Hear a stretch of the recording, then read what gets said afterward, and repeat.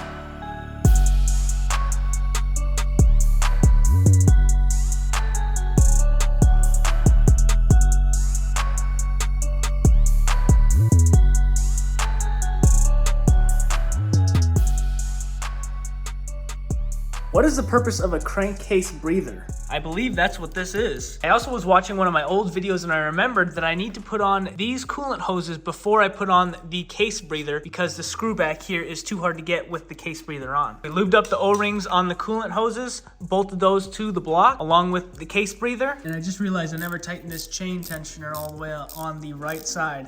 No biggie, it just tightens the tensioner to the side of the engine.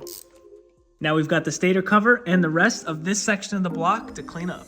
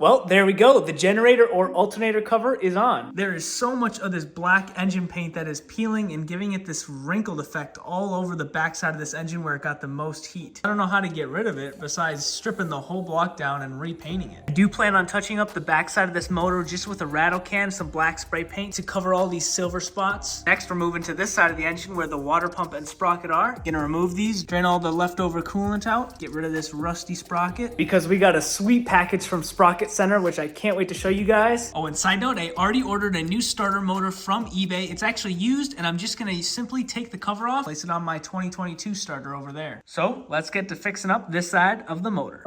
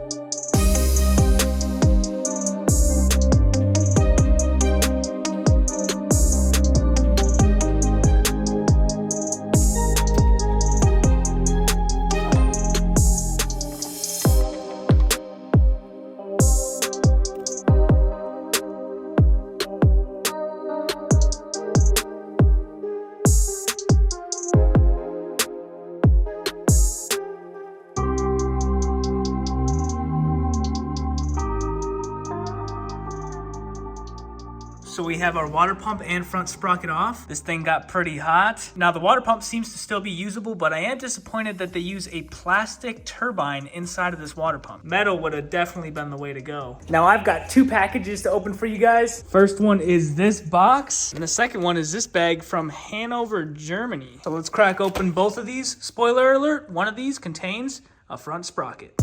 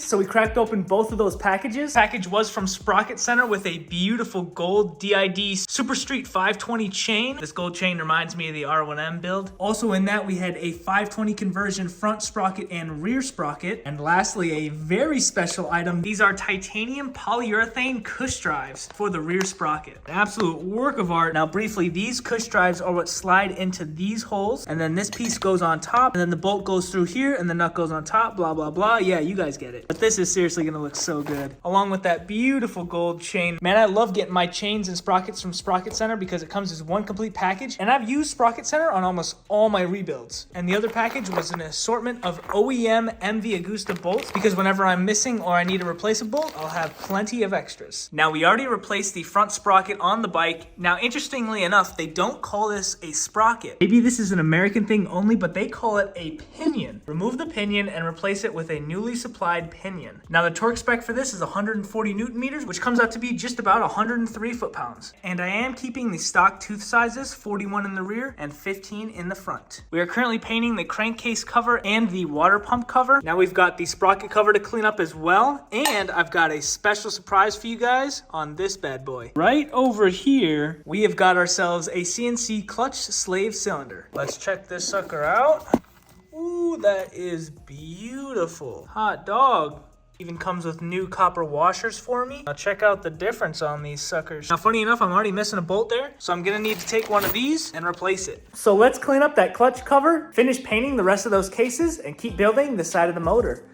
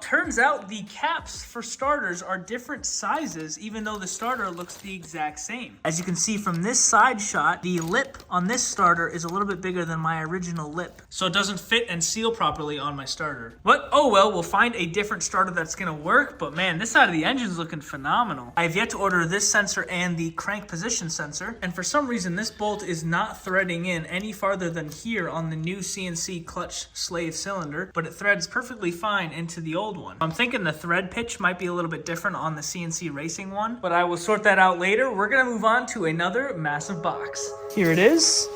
It is quite heavy. Now this box is for the rear of the Brutale, so let's crack it open, show you guys what we picked up.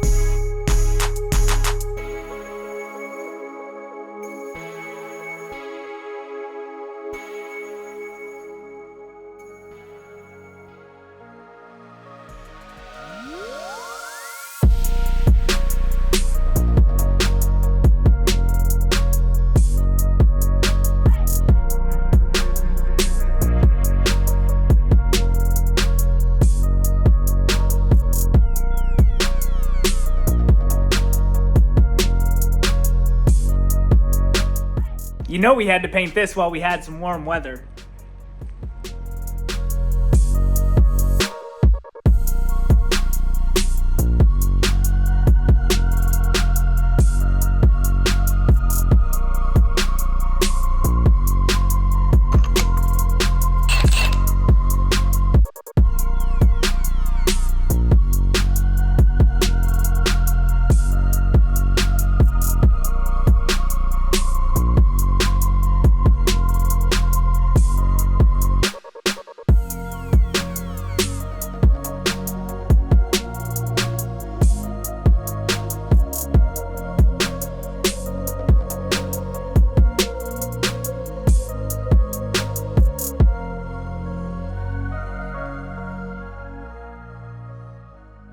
Now it's time to get rid of our burnt one.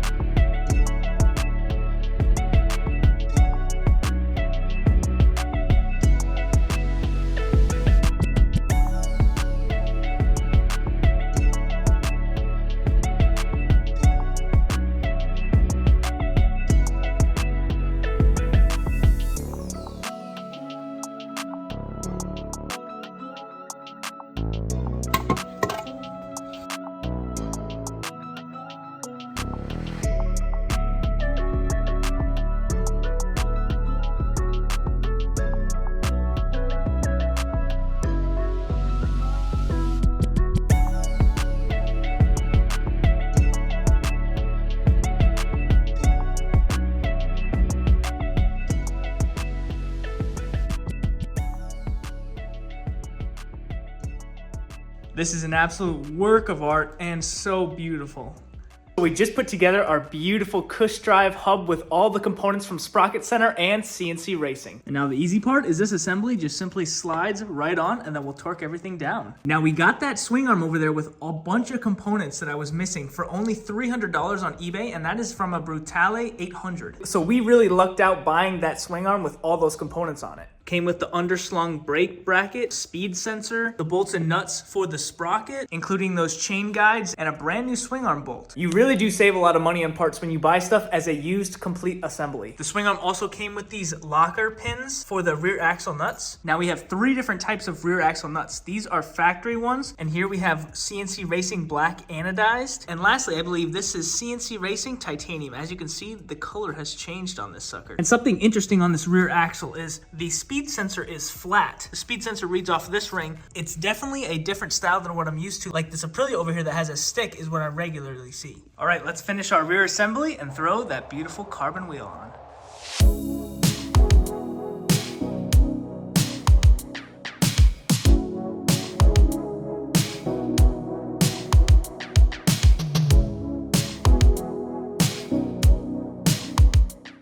Oops, I missed the step.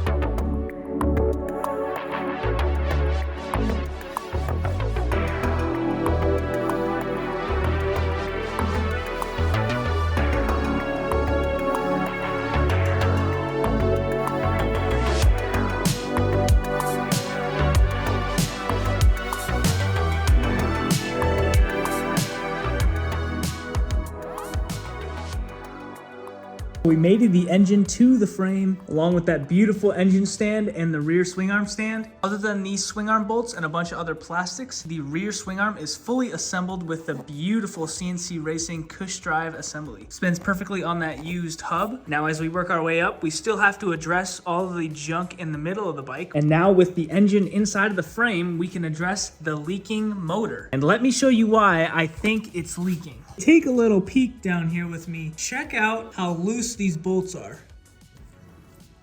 I can literally turn them with my fingers. Never taken off before. My guess is the rear of that engine got super hot, Which essentially separated the gasket in the rear here. All these bolts are super loose, so it's just slowly dripping out the back. and that is why right here we have a brand new oil pan gasket. I know we didn't get to the rest of the boxes in here. That's on me. But this is a good stopping point, so we'll catch you guys in the next one. See ya.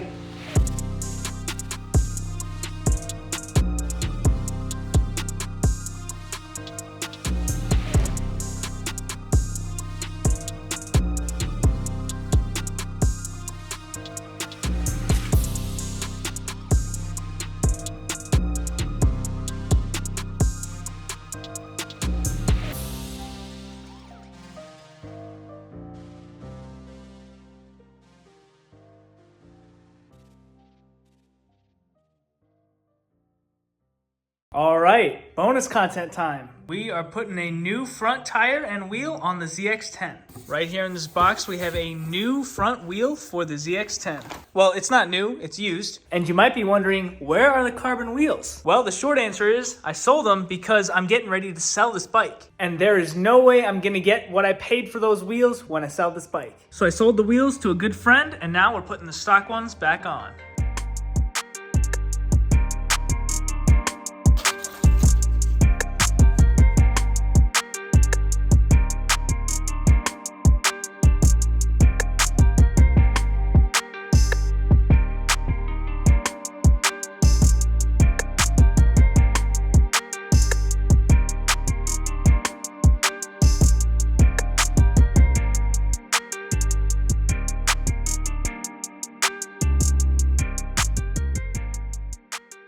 It is way too easy with this stand. Now this is the burnt tire from the Brutale. I'm gonna test this out, see how well it rides. With just this thin layer of char on the top of the tire. So let's air it up, slap it on the ZX-10.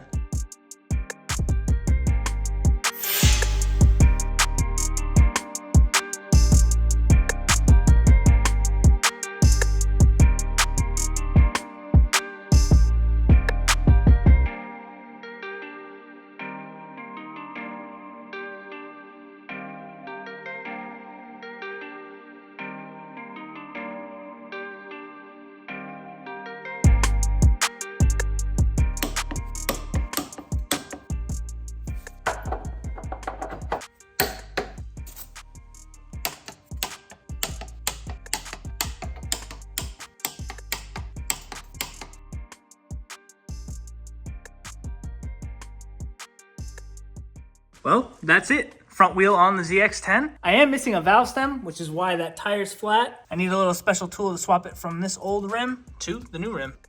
Brakes are good. We still gotta put this thing back together. But that'll be for another time. Thanks for sticking around.